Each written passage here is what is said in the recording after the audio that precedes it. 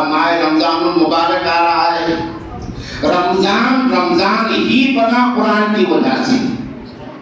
شہر رمضان الذی انزل فیہ القرآن. اللہ نے رمضان کی فضیلت جو بیان فرمائی وہ قرآن کی نسبت سے بیان فرمائی کہ رمضان وہ مبارک مہینہ ہے جس میں ہم نے قرآن کریم کے نزول کا آغاز کیا ہے. اس لیے ہمارے اکابرین رمضان کو قرآن کے لیے مختص کر دیا کرتے تھے. مولانا محمد زکریا رحمۃ اللہ علیہ حافظ بن گئے. آج ہم کو شک ہوتا ہے ایسے واقعات پر یہ ہو سکتا ہے کیا, مگر الفت میں برابر ہے, وفا ہو کہ جفا ہو, ہر چیز میں لذت ہے اگر دل میں مزہ ہو. آج ہم رات بھر موبائل جو کھولتی ہے تو پوری رات ہو جاتی اور ہم موبائل میں مگن ہو جاتی. یہ دلچسپی کی علامت ہے. تو پھر ان کے واقعات پر شک کرنے کی گنجائش نہیں ہو سکتی. مولانا محمد زکریا رحمۃ اللہ علیہ حافظ ہو گئے قرآن میں.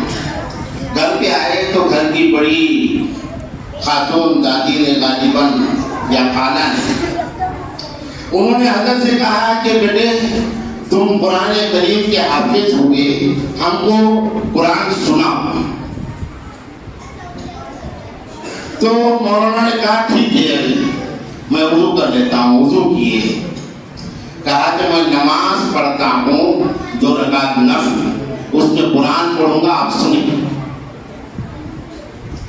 تو مولانا محمد زکریا رحمۃ اللہ علیہ ایسی شخصیات تھی ان کا فیض امت کے اندر ان کی کتابوں سے منتقل ہوتا, اور آج کے لوگ ان کی کتابوں پر بحث کرنے لگے.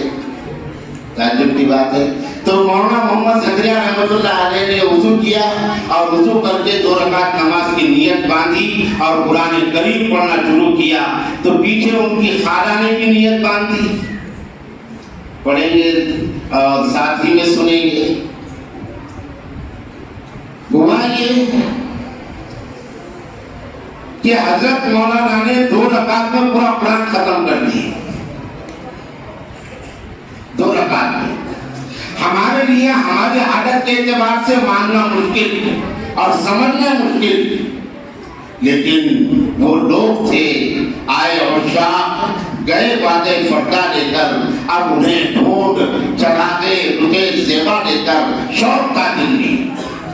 حضرت امام